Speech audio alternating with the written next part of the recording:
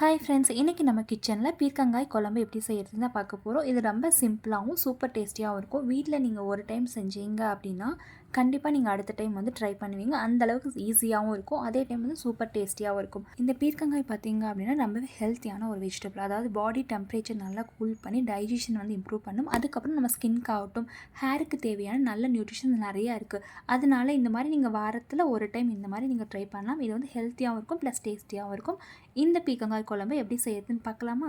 இந்த பீர்க்கங்காய் குழம்பு செய்கிறதுக்கு பீர்க்கங்காய் வந்து இந்த மாதிரி வாஷ் பண்ணிக்கோங்க. இந்த மேலே இருக்க ஃபுல்லாக தோல் ஃபுல்லாக வந்து எடுத்துகிட்டு இந்த மாதிரி சின்ன சின்ன பீஸாக வந்து கட் பண்ணி எடுத்துக்கலாம். அதுக்கப்புறமா தக்காளி வந்து 3 மீடியம் சைஸ் தக்காளி எடுத்துக்கிறேன். இதை வந்து 4 கட் பண்ணி மிக்ஸி ஜாரில் போட்டு இதை நல்லா ஒரு ஸ்மூத் பேஸ்ட் மாதிரி அரைச்சி எடுத்துக்கிறேன். நீங்கள் தேவைப்பட்ட கட் பண்ணி போட்டுக்கலாம். இப்போ இந்த குழம்பு தாளிப்புக்கு பீர்க்கங்காய் வந்து மீடியம் சைஸில் கட் பண்ணி எடுத்தாச்சு. 10 பல் பூண்டு கொஞ்சமாக எடுத்துக்கலாம். அதுக்கப்புறம் சின்ன வெங்காயம் இருந்தால் 10 சின்ன வெங்காயம் தோல் உரித்து நீங்கள் க்ளீன் பண்ணி எடுத்துக்கலாம். அதுக்கப்புறம் கொஞ்சமாக கருவேப்பிலை, வெங்காயம் வந்து நீங்கள் பெரிய வெங்காயம் அப்படி இல்லைனா சின்ன வெங்காயம் எதுவாக இருந்தாலும் நீங்கள் தாளிப்புக்கு வந்து சேர்த்துக்கலாம். அதுக்கப்புறம் கொஞ்சமாக தேங்காயும் சீரகமும் எடுத்துருக்கேன். அதுக்கப்புறம் தேவைப்பட்ட நீங்கள் புளி கரைசல் இல்லைன்னா புளி இந்த மாதிரி சேர்த்துக்கோங்க. இது நல்லா வந்து ஃபைன் பேஸ்ட் மாதிரி அரைச்சி எடுத்து வச்சுக்கோங்க. இப்போது குழம்பு ரெடி பண்ணுறதுக்கு கொஞ்சமாக எண்ணெய் விட்டுக்கிறேன். எண்ணெய் நல்லா காஞ்சதும் இதில் கொஞ்சமாக கடுகு சேர்த்துக்கலாம். கடுகு நல்லா பொரிஞ்சு வந்ததும் இதில் கொஞ்சமாக வந்து கருவேப்பிலை, வெங்காயம், பூண்டு இதெல்லாமே போட்டுட்டு நல்லா எண்ணெயிலே வதக்கி விட்டுக்கலாம். வெங்காயம், பூண்டு இது எல்லாமே எண்ணெயில் நல்லா வதங்கினதும் நம்ம அரைச்சி வச்சுருக்க தக்காளியை வந்து இதில் சேர்த்துக்கலாம். நீங்கள் தேவைப்பட்ட தக்காளி சின்ன சின்ன பீஸாக கட் பண்ணியும் சேர்த்துக்கோங்க. இந்த மாதிரி சேர்த்துட்டு இதை நல்லா மிக்ஸ் பண்ணி விட்டுக்கலாம். இப்போ இந்த தக்காளியோட ராஸ்மெல் போயிட்டு எண்ணெய் நல்லா பிரிஞ்சு வந்ததும் இதில் வந்து நம்ம கட் பண்ணி வச்சுருக்க பீர்க்கங்காயை வந்து எல்லாமே சேர்த்துக்கோங்க. சேர்த்துட்டு இதை நல்லா மிக்ஸ் பண்ணி விட்டுக்கலாம். இப்போது இதை நல்லா மிக்ஸ் பண்ணி விட்டுக்கலாம். இப்போ வந்து கொஞ்சமாக குழம்புக்கு தேவையான அளவுக்கு உப்பு சேர்த்துக்கோங்க. சேர்த்துட்டு இதை நல்லா மிக்ஸ் பண்ணி விட்டுக்கலாம். இப்போ வந்து மசாலா சேர்த்துக்கலாம். இதில் வந்து ஒரு 1/2 டேபிள் ஸ்பூன் அளவுக்கு மஞ்சள் தூள் சேர்த்துக்கிறேன்.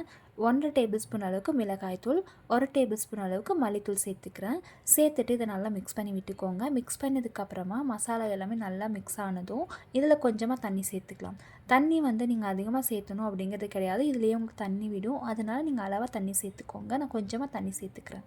இப்போ தண்ணி சேர்த்ததுக்கப்புறமா நல்லா மிக்ஸ் பண்ணி விட்டுக்கோங்க. மிக்ஸ் பண்ணதுக்கப்புறமா இதை வந்து ஒரு 5 மினிட்ஸ் வந்து மூடி வச்சுக்கலாம். அப்போ தான் வந்து இந்த பீர்க்கங்காய் நல்லா சாஃப்டாக வெந்து வரும். அதனால நல்லா மிக்ஸ் பண்ணிவிட்டு ஒரு 5 மினிட்ஸ் வந்து நீங்கள் மூடி வச்சுக்கோங்க.